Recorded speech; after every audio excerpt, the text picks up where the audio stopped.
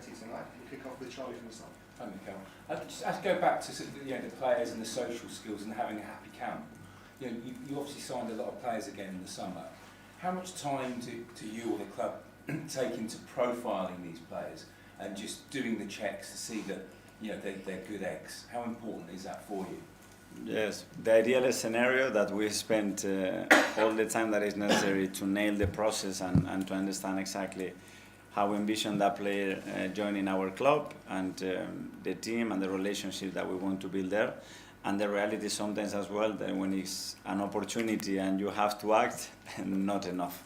But we have to try to be prepared as usual, and I think we had in general very good choices, and the type of characters and personalities that we have recruited are top. Have there been sort of occasions where sort of over the last few years where maybe a player has been offered to you and a very good player, and then you've thought maybe he's not the right player for us? I think you put everything in balance, if you know that, because I don't think he's going to be a bad person, it's can he deal with the role and what are the consequences to that more than anything else, and if we believe that he can fulfill the role, make us better, and we can deal with that with all the characters that we have, is fine. But at the end, it's a decision that has to be balanced in every area. It's not just one thing, I think. Hi, Mikel. Back on a previous question with Albert, we don't know too much about him. He's obviously been part of your staff since 2019.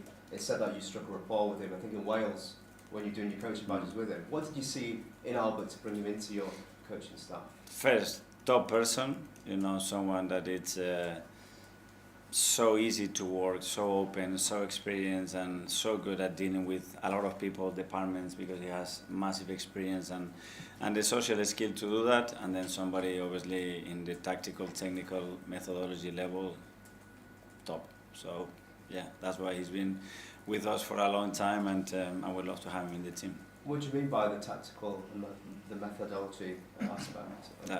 That he's really good, the way he's been raised, educated, the experience that I had with other coaches as well. Very rich, he brings other ideas and other ways of thinking as well, and he's someone that he has a very clear opinion about what he wants. He's really good at transmitting that, and it's someone very, very valuable in the team. You've had a lot of coaching stuff over your tenure so far. Obviously with Albert, he's obviously very experienced, worked in Manchester United, Wales too. What, in terms of other stuff you've had in the past, with his experience, is there anything in particular you thought, wow, he adds that extra dimension because of his experience? With Albert? Yeah. Yeah, but at the end as well, it's the chemistry that you feel with the person, and immediately the first time that we got together and we started to talk about the possibility of working together, we had a good energy, we had a good feeling about it, and then you need to go through a lot, but especially when there are difficult moments, that's when you see people and your staff, and Albert in that sense is top. When things are going well, maybe you don't see him too much, but when you have to make a decision, there is a problem, someone has to deal with something, he will be there and he will get things done. That's a big quality of his. Okay, last couple, Ed. Hi, Mikel. Just talking about a newer member of your coaching staff, you've hired the Thomas Grant, the throw-in coach. Can you just tell us why you brought him in? No, there's no comment about that. Okay.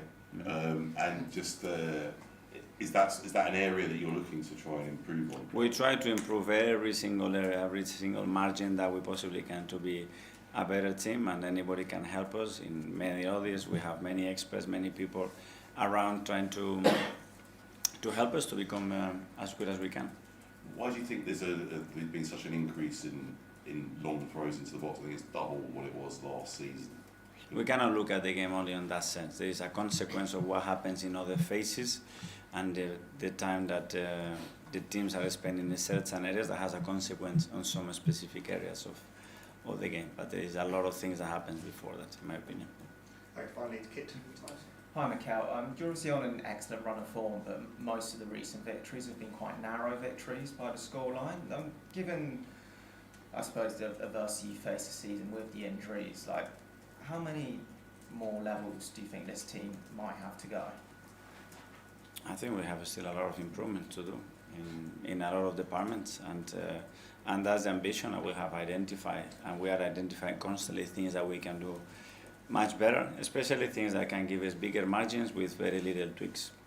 and it's being hypercritical, but how much would you like to see maybe a few heavier victories over the coming weeks, whether that's allowing you to rotate the team more or just for goal difference purposes? Yeah, that's what we want. We have some big victories recently as well for big margins, but ideally, yeah, I will sleep and rest in the touchline much more. Okay, everyone. Thanks a lot. Thank you.